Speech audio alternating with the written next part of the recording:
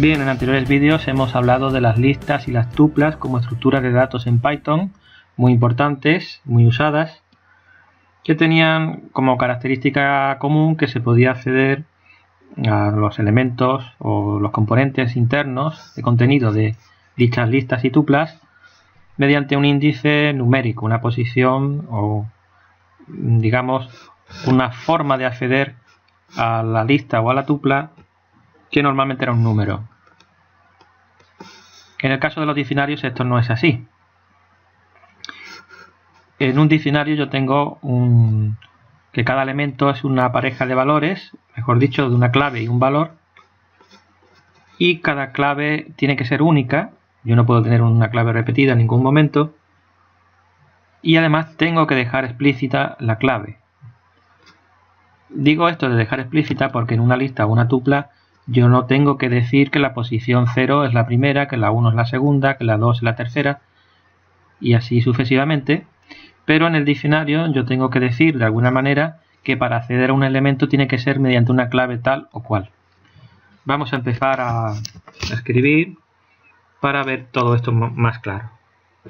Vamos a crear un diccionario y lo primero que vemos es que la forma de abrir y cerrar esta estructura o su contenido o de expresarla es mediante llaves, a diferencia de las listas que era mediante corchetes y las tuplas mediante paréntesis. Y así vemos que cada estructura de datos que hemos visto realmente tiene una forma de abrir y cerrar diferente, lo cual es muy de agradecer para distinguir unas de otras. Bien, pues ¿cómo establezco yo el contenido de un diccionario? Tengo que expresar en primer lugar una clave. La clave puede ser alfanumérica, por ejemplo, yo puedo decir que España tiene como capital Madrid. Hemos expresado así clave, dos puntos, valor. Y si quiero introducir más elementos, pues los tengo que separar por comas.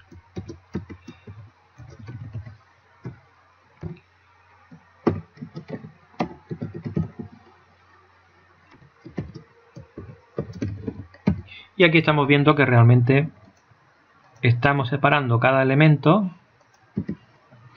por comas y cada elemento siempre va a constar de una clave y un valor. Pues lo estamos viendo claramente. ¿Cómo acceder nosotros a un determinado elemento del diccionario? Bueno, si yo quiero decir o quiero preguntar cuál es el elemento cuya clave es Alemania, bueno, pues me va a expresar el valor, que es Berlín. Vamos a ejecutar esto. Se llama diccionario 2. Vamos a ver. Y efectivamente hemos accedido al valor Berlín. ¿Qué ocurre si yo quiero añadir un nuevo elemento a este diccionario? Bueno, pues es muy fácil. Yo solo tengo que decir mi diccionario, por ejemplo, Italia igual Roma. Bien, y aquí hay que decir que no estamos utilizando los dos puntos ni nada por el estilo. ¿Por qué? Pues porque ya no estamos expresando un diccionario por extensión, no estamos, digamos, numerando los elementos, sino estamos añadiendo uno nuevo. Si yo ahora pido que se imprima el diccionario,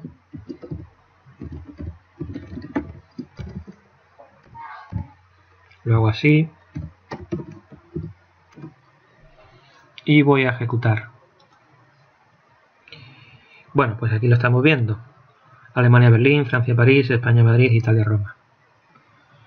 Hay que decir que el orden en el que aparecen los elementos del diccionario, como vemos, no está, digamos, representado por posiciones numéricas y no necesariamente en el orden que nosotros vayamos introduciendo los elementos. Lo importante aquí no es el orden en el que aparecen dichos elementos, sino que se puede acceder a ellos a través de una clave. Esto es lo que en otros lenguajes pues se puede asimilar al concepto de array asociativo. Sería una especie de array asociativo. Si yo quisiera modificar uno de los elementos que tenemos, lo haría de la misma forma en que yo he hecho para darlo de alta. Es decir, supongamos que yo ahora digo que Italia, la capital de Italia, no es Roma, sino falsamente, obviamente porque no sería verdad, sino Bruselas. ¿Qué conseguiría yo con esto? Bueno, voy a ejecutar esto, pero el diccionario abajo del todo. O sea, la impresión del diccionario abajo del todo. Bueno, lo que estamos haciendo aquí es modificar el elemento cuya clave es Italia y darle el valor Bruselas, aunque ya sabemos que no es verdad, pero bueno, sencillamente para que veamos que se puede modificar. Y aquí lo tenemos, acabamos de modificar, es decir, se había creado se había añadido el elemento Italia y luego lo hemos modificado. Como vemos, no se añade de nuevo, lógicamente. Bueno, no se añade de nuevo, entre otras cosas, porque no está permitida la duplicidad de claves. Esto es como si de alguna manera lo podemos también asimilar al concepto de tabla, donde esto es la clave principal y no puede repetirse. Pues esto es una cosa parecida. En un diccionario la clave no puede estar repetida. ¿Qué ocurre si yo quiero eliminar un elemento? Lo puedo hacer de la siguiente manera.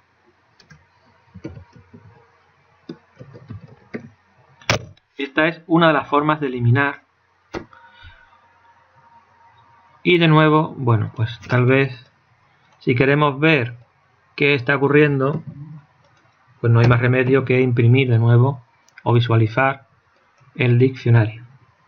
Y efectivamente hemos eliminado, como vemos aquí, ya no está presente el elemento Italia. El elemento, evidentemente, se trata de una clave y un valor. Lo cual también se podría haber hecho de otra manera. Supongamos que quiero eliminar el elemento Francia. Pues utilizo mi diccionario.pop Francia. Bueno, pues de nuevo vamos a visualizar lo que ocurre. Y aquí está.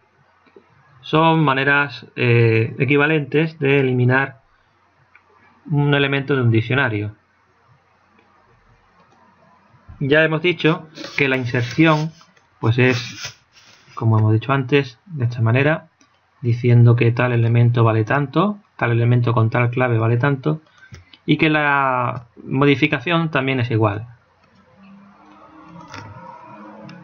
Bien, ¿cómo accedería yo a cada uno de los elementos de este diccionario? Por ejemplo, supongamos que yo quiero acceder solamente a las claves, no a los valores. Yo podría crearme una variable llamada claves igual a mi diccionario.case.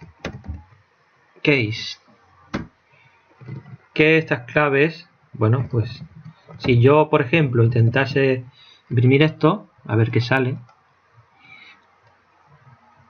Bueno, pues como estamos viendo, esto es bueno, una lista con las claves del diccionario.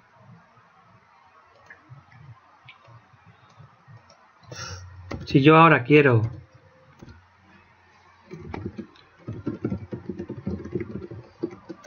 acceder a cada una de estas claves,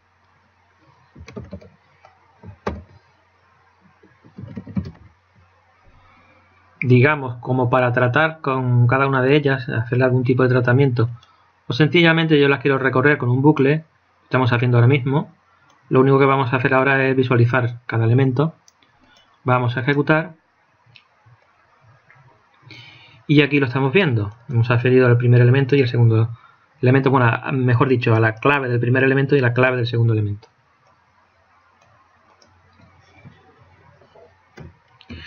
Esto mismo podríamos hacerlo nosotros con los valores. Y entonces ponemos values. Y de nuevo podemos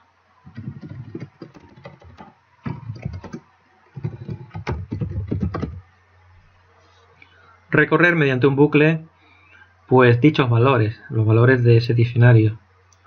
Ejecutamos. Bueno, deberíamos haber puesto una separación para darnos cuenta de que esto es Madrid, esto es Berlín, estos son los valores. O expresarlo de alguna manera, diciendo por ejemplo algo así como los valores son, y antes incluso poniendo una pequeña separación que podría ser el resultado de multiplicar el carácter guión por 20, que va a ser una cadena de 20 guiones. Vamos a ver, aquí está. Los valores son Berlín, Madrid. Es decir, yo puedo acceder individualmente a cada valor e individualmente a cada clave. También podría acceder a los elementos en sí, que sería mediante mi diccionario.items.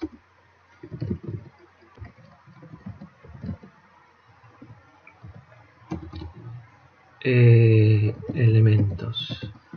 Bueno, no quiero que esto sea confuso. Elemento es el índice. Vamos a decir, podríamos llamarlo a esto conjunto elementos. Y esto conjunto elementos. Print elemento. Más que nada para distinguir que esto es cada elemento en sí y que esto es el conjunto total de elementos. Yo quiero recorrer mediante esta variable el conjunto de elementos. Vamos a ejecutar. Y bueno, lo que estamos viendo aquí al final es que aparecen en pantalla los dos elementos del diccionario, además en forma de tuplas.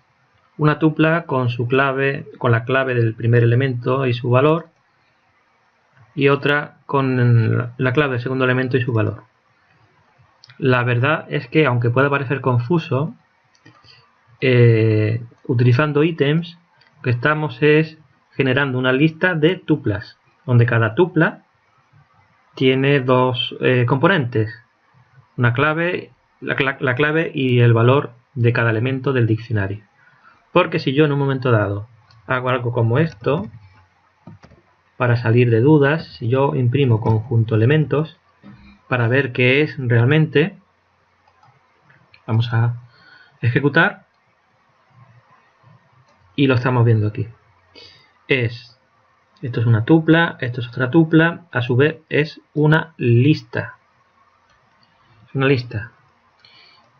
Si en un momento dado yo tengo dudas, como siempre, del tipo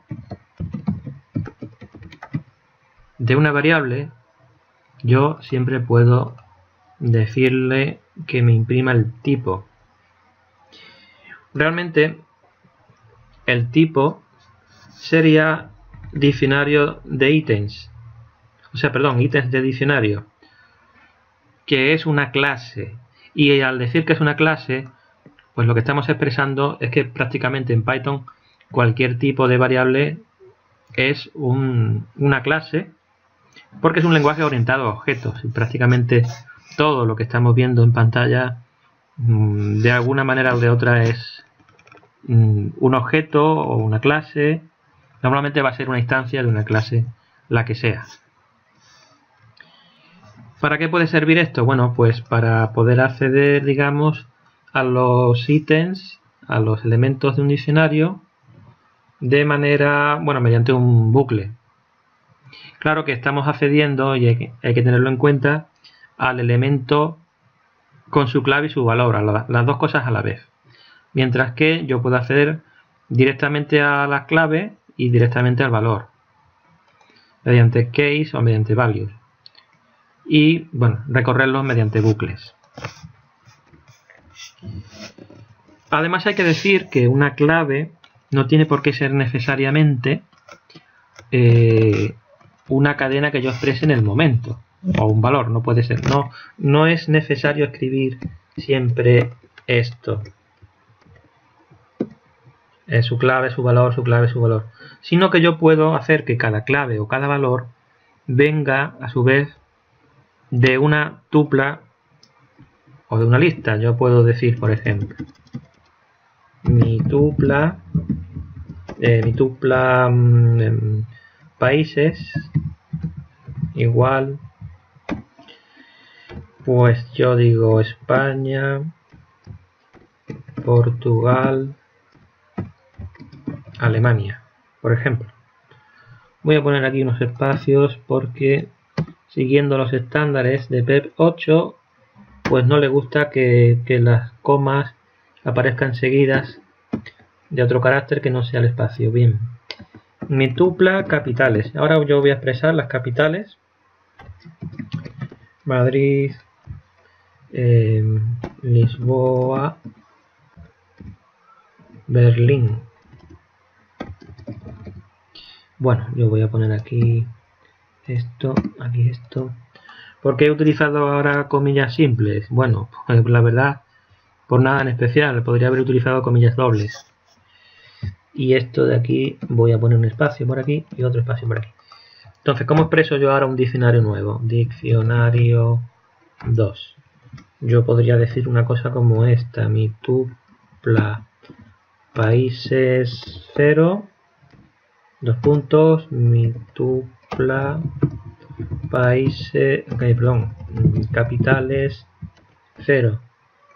Y como yo tengo que seguir expresando el diccionario, bueno, pues voy a poner, porque tengo más valores, pues pongo por aquí esto. Vamos a ver. Ya tengo aquí el primer elemento. El segundo elemento sería el tupla países 1, mi tupla capitales 1, y lo mismo con el 2. Vale, pues para que esto al final yo pueda ver el resultado, tengo que imprimirlo, lógicamente.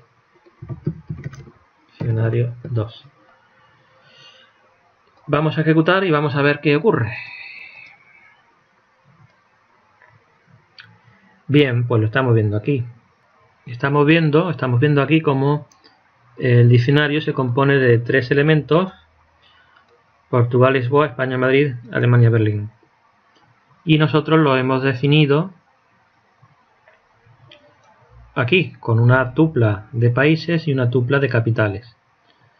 Obviamente somos nosotros los encargados de hacer que la información sea correcta y que el primer país coincida con la primera capital, el segundo con el segundo, etcétera, ¿no? Esto es nuestra responsabilidad. El sistema evidentemente no sabe nada. Pero bueno, es otra forma de expresar las claves o de definir las claves y los valores correspondientes a los elementos de un diccionario. Bien, pues hasta aquí todo lo relacionado, o bueno, lo más básico relacionado con los diccionarios, que es otra estructura de datos de Python. Vamos a continuar con otras cuestiones, pero también de vez en cuando vamos a llevar a cabo ciertas prácticas, ciertos ejercicios, pues ahora que ya tenemos 3 estructuras diferentes de datos y demás, bueno, pues podremos hacer ya algunos ejercicios interesantes. También hemos visto las cadenas, es decir, ya tenemos material suficiente como para crear unas pequeñas prácticas. Así que, sin nada más que decir, me despido de vosotros y hasta el próximo vídeo. Muchas gracias por vuestra atención.